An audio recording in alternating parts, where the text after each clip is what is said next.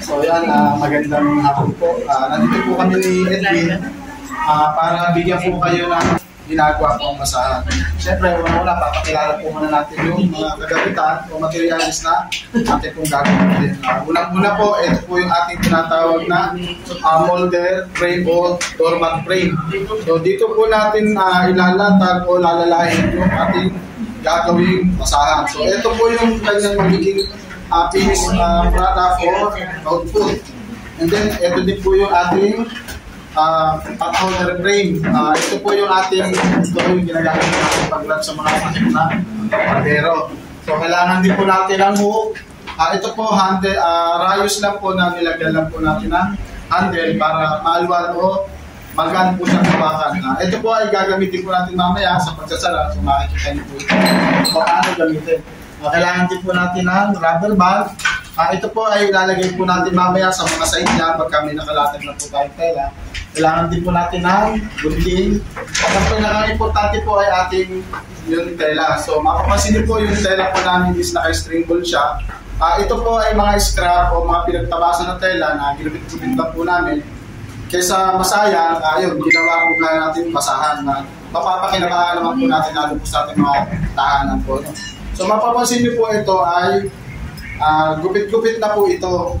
Bali ito po ay binantay-pantay lang po namin. Tsaka po namin siya pinagdugsong-dugsong. So, hindi po ito isang haba na yung dire-diretso. May mga dugsungan po siya.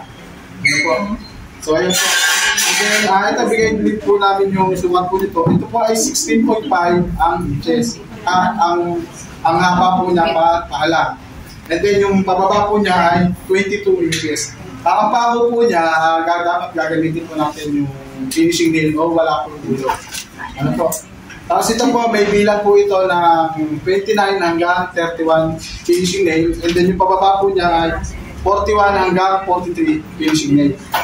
Tapos yung pagitan po niya, meron po siyang half inch. Hindi po yung pagitan niya, 0.5. Tapos ito naman po, yung ating sa pot holder, ito po ay 10.5 inches. So kwadrado po siya. So kung ano po yung sukat dito sa pahalang po natin, ganun din po sa pababa. Tapos yung pa po niya, 17 o hanggang 19 pieces.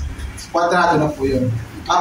Pwede nga po kayo hindi na po shutdown kasi mag-iiwan po kami ng module po. Para at least nandun po lahat yung mga pupwede niyo po. So ayan po, napakilala na po natin yung ating mga materials. Proceed na po tayo sa paggagawa.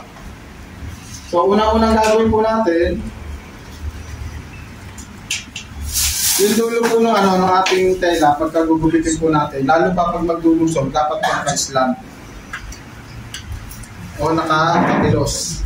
Para pag ibinuhol po natin siya, maliit lang po yung dugsungan niya. Yung position po ng paglalatag po natin, ito po, nakapakay.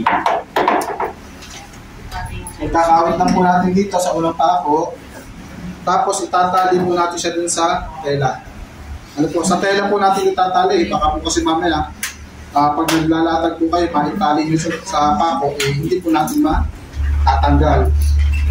Tapos, gupitin lang po yung sobra.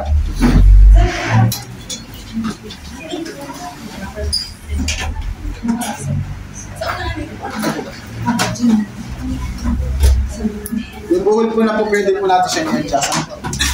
Tapos, pag i-adjust po natin siya, kakawin po natin doon sa katapat. Pero pag ibinalik po natin siya, dapat maglalaktaw po tayo ng isa. Salitan. Salitan po siya. Kasi ang gagawin po kasi natin sa doormat, 4 na pato o 4 na layer. Kailangan po ba malundog na? Opo, mas maganda po, hindi po siya ganun ka-hapit. Kasi pag tinanggal po natin, medyo hapit po yung ating pagkakalatag. Pag tinanggal po natin dun sa hulmahan, nadidipon po siya. Tapos lumiliit po siya. Kaya okay lang po siya na medyo banayad na po siya. Ganyan na po siya. Hanggang makarating po tayo sa dulo. Tsaka dito po, hindi naman po kayo malilito kasi yung pong ating kulay na telang ginagamit ay hindi pare-parehas. Kasi kung halimbawa isang kulay lang yung gagawin dyan, may tendency na malilito pa po kayo. So ang gagawin po natin, lalo pa sa mga beginner, iba't ibang kulay po yung ating gagamitin. Tapos yung tela na ating gagamitin, dapat po lahat ay stretchable o cotton. Kasi iba, nagtatanong po kung halimbawa katulad po ng jersey, pwede naman po siya, kaya lang, katagalan na ano po siya, nahihimulmol. Ayan, ganyan lang po siya.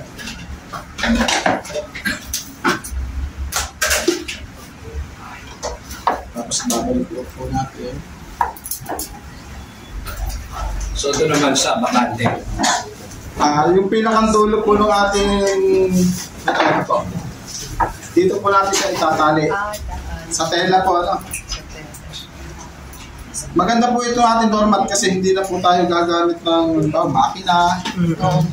Hindi na po tayo gagamit ng simulan. Hindi na po tayo magpo-consume ng kuryente. Yun nga lang po, tsatsagain lang po talaga natin. So ayan, natapos na po yung ating yung unang latag o unang layer. Igaganon lang po yung pangalawa. Bali kung ano lang po yung ginawa nito sa unang paglalatag, ganun po sa pangalawa. Alternate.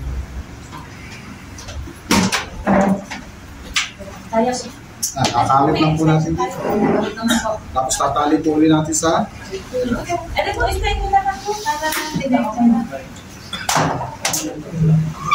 tapos ihigpitan yung bumabutin po kasi doon po base po yung tibay o yung itatagal po ng ating ginawang pasahan. Yan, bumula na po ulit. Alternate po ulit.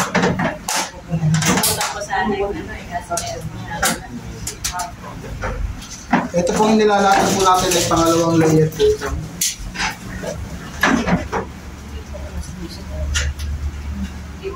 Maganda po pa din dito sa sa doormat. Halimbawa, nakapagawa na po kayo. Kumbaga po hindi man po siya kaagad natin na ipupos ibenta. Okay lang po. Kumbaga hindi naman po siya nasisira agad o parang kaparis po ng mga pagkain na napapalis. Okay lang po na medyo natatagalan mo may stock po siya.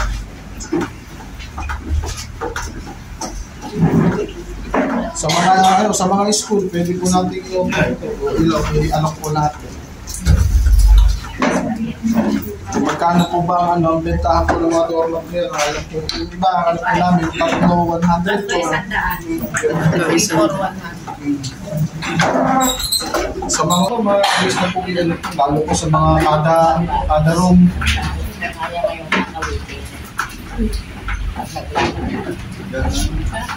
Ayaw.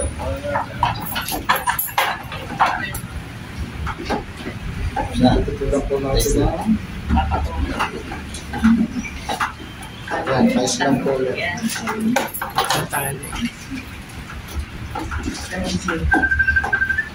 Huwag niyo po kakalimutan po, sa tela po natin itatali.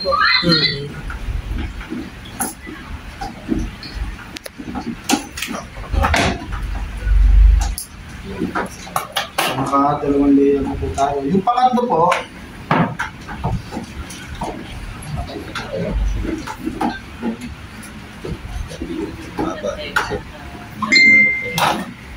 yung ating pangatlo po, di ba kanina po, naglatag po tayo sa unang layer, bakante po tayo. Ayun, babalikan lang po natin yung bakante po natin kanina. Pangatlong patong na po ito.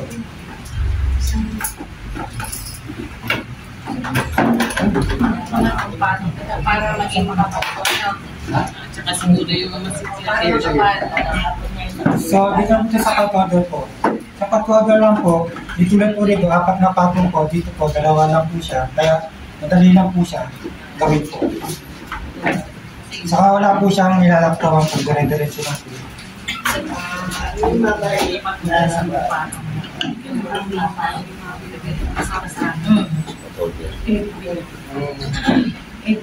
Kasi yung ating patolder po, hindi naman po kasi natin siya pwedeng kapalan at hindi na po kasi natin siya may pang sa takip ng kaldero. Pero kung halimbawa gusto nyo rin po ng gano'n, pwede rin po. Pwede rin gawin na naman po natin siya sa halimbawa patungan po. Pwede po yun. Bakit? Patungan po lang sa mga kaldero din. Malaking size yun sa pot holder. Malaki yan. Sa bali, ito po yung magiging kanyang Lumiliit lang din siya. kasi di ba po, pag nilalatag po natin siya, stretchable po siya. Nakukompress po siya pag inalis na po natin sa Okay. Kaya sabi ko malaki siya. kaya yun nga po, inaano namin na huwag po siyang masyadong banat pagka liliit pa po, mas liliit pa po dyan kapag yung medyo naman po siya. Pag sinilak na.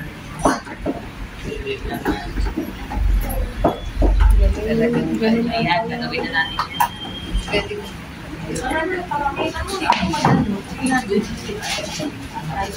Mabilis lang, ano? Oo nga. Sa meeting namin yan. Hindi ka hindi ka Kahit paano meron. Totoo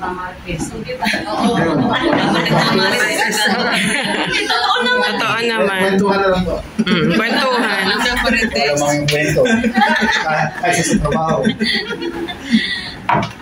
Ayun po, lulubitin lang po natin yung and then yung ating pong pinakalas, diba may Makati din po. Yun yung ating pinakalas. Bali, 4 kapato. 4 na pato. Sapatong. Yun ang paggawa ng pot holder. Oo, yan. Wala sa liter. Pot holder din. Tsaka dalawang pot. Paggawa ng doormat. Mas maganda kaya yung ganyan. Ganda ng kulay. Dali. Tsaka hindi, mas mas maganda yung doormat na yun. Matibay. Matibay yan. Yung gamitin, mas matibay. Pag ganyan nakakukuk mo ng Matibay nga po yun. Seko, sarap yan. Ng baso. 4 kapato. 4 layer na yan. Kailangan lang yung materials. Ganyan din. Sama na. Kung halimbawa, meron po kayong mga lumang damit na Yung mga cotton. kesa na, yung iba po kasi, siyempre, pagka mapapasahan na, basta lang po natin ilalapag sa sahig. Pasahan na lang, basta na yung at least ito, kahit pa paano May design. Pwede pa natin, ibenta. Tsaka maganda. Kumbaga, na-improve yung pag-ibasahan. Gumanda. Hindi lang siya damit. Sumali. Gusto mo rin sumali, Bebe? Ano na yan? Gusto niya yan.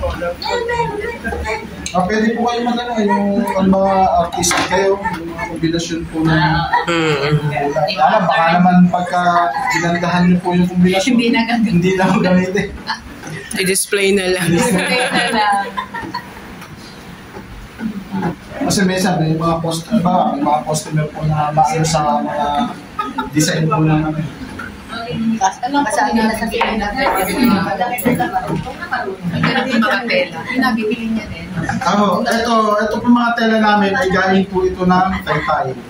Yung mga pinagtabasan. Ang pagkakatabas niya po. Mga ayos. Kumbaga, konti-kupit na lang po yung gagawin po namin.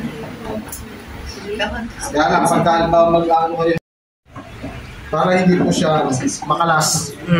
Kapag tayo po ay lalala na po. Lalalahin pa po natin to. Kumbaga yung una po natin ginawa, latag lang po yun. Maglalala pa ka na.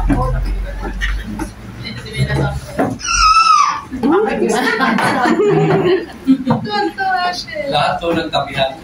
Hindi po, bali 3 side lang po yung ating lalagyan. Agawan. Paglalala. Paglalala po siya.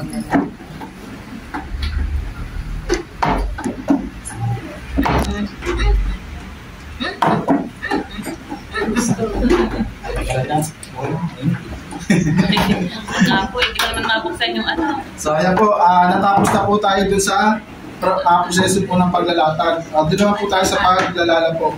Yung napansin niyo po, 3 side lang po yung nilagyan ko kasi ito pong side, dito po tayo magtatanggal po ng yung nilatag po natin. So yun po yung lalalahin. Bago po natin siya lalahin, dapat yung pangalawang layer, yung kulay red, itataas po muna natin siya. Dahil ganito po kasi pag nakaganito po kasi, bababa po siya. Dahil nakatindig po siya ng gano'n, itataas po natin siya. Yung pong dalawanan po siya, kailangan i-aangat po natin. Ito po pangalawa, automatic po ito na nakalala na po ito. Kapag ito po ay inilala po natin. So ang kukunin lang po natin, yung una po nating nilatag. Yung unang-una. Yung una po nating first layer.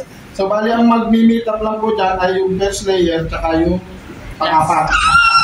First and last. Yun na po yung ating gagalawin. Wala na po iba. So mapapansin nyo po, yung pangalawang layer po natin, habang nilalala po natin yung itong pinakang nasa ibabaw, nakalala na po siya. Yun na po.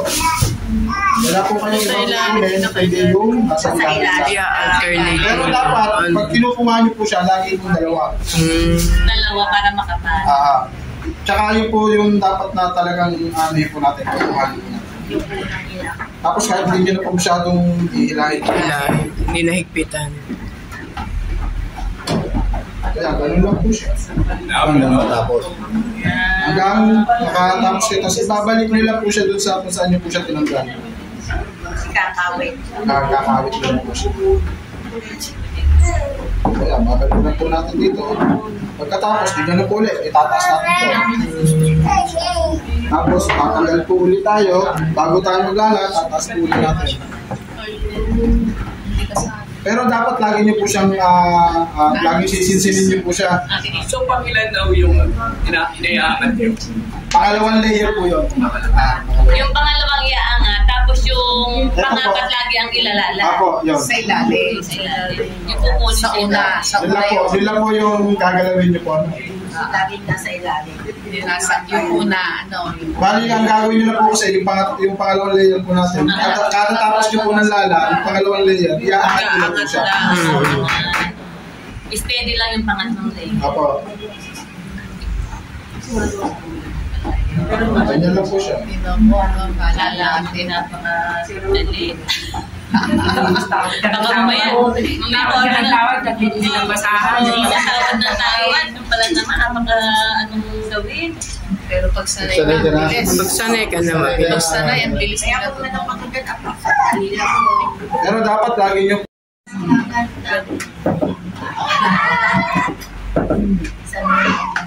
Oh? pwede po sino po pwede Demo? mag-hands on. Ikaw, Ate Inday. So, Mary, ikaw na. Ako muna. Ay, ikaw na lang. Tama, makakiuunang po ako. Mali pala yung aking ginagawa. Ito pala. Hop, hop, hop! Oh! Mali na. Ayun po sa lalahin. Ito po. Ay, ito pala. Ito dalawa na po yan. Sige, siksikin nyo po muna. Tapos, pagka okay na po siya, tuwid na po siya, pupunin niyo po yung pagkakalawa. Isa yung sa mga dulo po, meron po kayo may encounter na tatlo. Kasi yun naman po ay plus na po.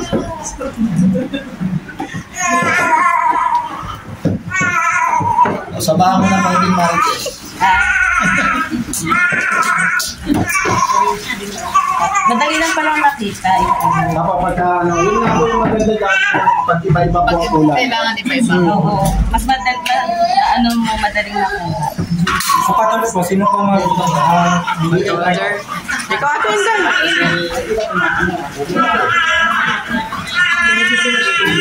Bakit yung peg mo yung malalaki yung sa akin maliliit?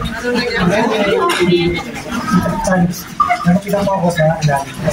Tapos yung pangalawa po sa alalim ko. Alternate lang po. Ito po, kung ako nakisa po, nakapa ko sa alalim. Apa yan?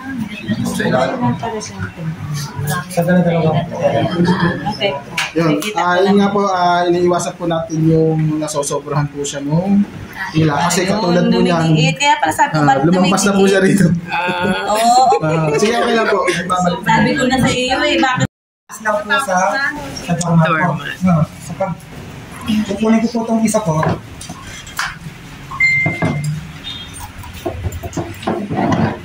Para na kayo nagagachiri niya.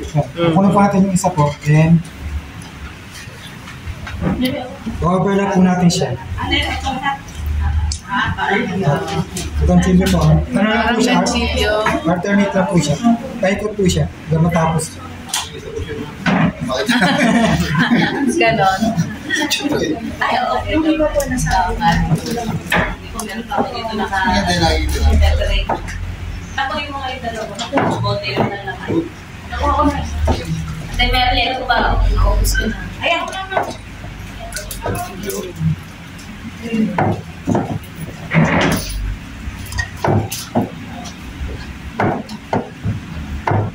Sa magkabila lang po ba ilalak? Magkabila lang. So, ang paglagay po ng elastic po, yun, tatlo lang po siya.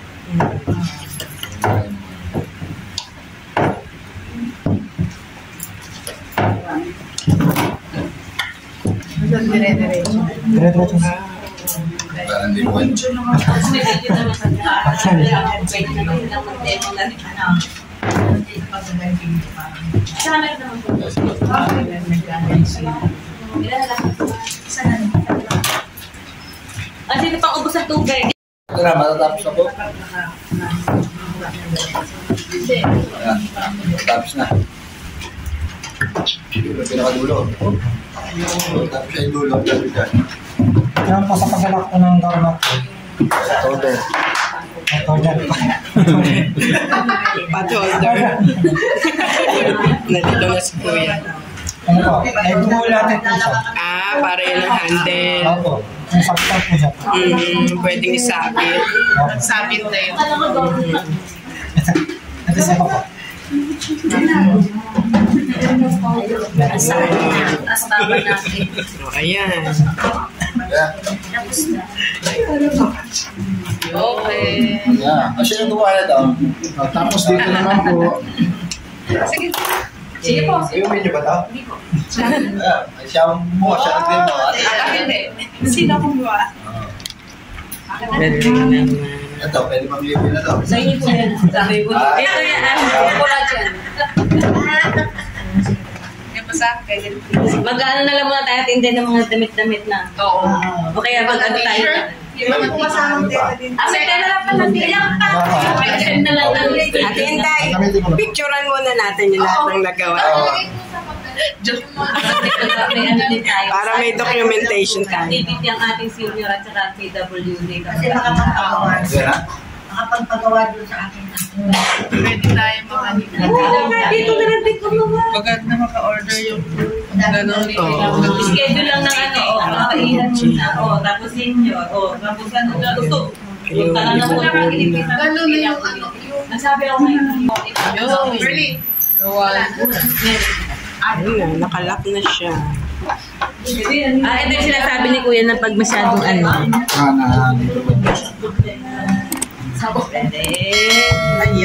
Ito na yung finished product ng pot holder at doormat. Sige, pwede ko lang